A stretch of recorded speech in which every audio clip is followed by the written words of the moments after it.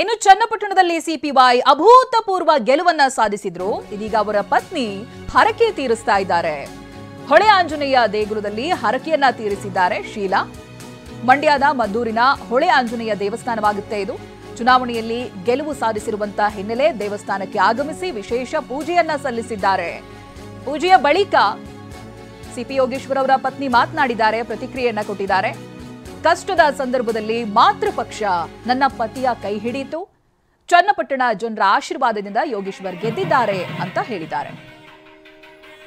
ತುಂಬಾ ಸಂತೋಷ ಆಗ್ತಾ ಇದೆ. ಹೊಳೆ ಆಂಜನೇಯ ಸ್ವಾಮಿ ದೇವಸ್ಥಾನದ ಒಂದು ಆಂಜನೇಯ ಸ್ವಾಮಿ ಕೃಪೆಯಿಂದ ನಮ್ಮ ಚನ್ನಪಟ್ಟಣ ಜನರ ಒಂದು ಆಶೀರ್ವಾದದಿಂದ ಅವ್ರು ಗೆದ್ಕೊಂಡ್ ಬಂದಿದ್ದಾರೆ. ತುಂಬಾ ಸಂತೋಷ ಆಗ್ತಾ ಇದೆ. ಇಲ್ಲೇನಾದ್ರು ಆರ್ಕೆ ಮಾಡ್ಕೊಂಡಿದ್ರಮ್ಮ? ಇಲ್ಲ, ಪೂಜೆ ಮಾಡಿದ್ದೀನಿ ಅಷ್ಟೇ. ನಮಗೆ ಪ್ರದೀಪಾಚಾರ್ಯ ಸ್ವಾಮಿಗಳು ಹೋಮ ಎಲ್ಲ ಹೇಳಿದ್ರು, ಅದೆಲ್ಲ ಮಾಡಿದ್ದೀನಿ. ಅಭಿಷೇಕ ಕೊಟ್ಟಿದ್ದೆ, ಒಳ್ಳೇದಾಗಿದೆ. ಎಲ್ಲರೂ ಅನ್ಕೊಂಡಿದ್ದಾಗಿದೆ. ಮುಂದೆ ಈ ಕ್ಷೇತ್ರದಲ್ಲಿ ಏನಾರ ಒಂದು ಪುಣ್ಯಕ್ಷೇತ್ರ ಒಳ್ಳೆ ಏನಾರ ಮಾಡೋಕೆ ಏನಾರ ಅನ್ಕೊಂಡಿದ್ದೀರಾ? ಏನಾರ ಮಾಡ್ತೀರಾ? ದೈವ ಸಂಕಲ್ಪ ಇದ್ರೆ ಎಲ್ಲಾನು ಮುಂದಿನ ದಿನಗಳಲ್ಲಿ ಎಲ್ಲ ಒಳ್ಳೇದಾಗ್ತದೆ. ತುಂಬಾ ಸಂತೋಷ ಆಗ್ತಾ ಇದೆ. ಹೊಳೆ ಆಂಜನೇಯ ಸ್ವಾಮಿ ದೇವಸ್ಥಾನದ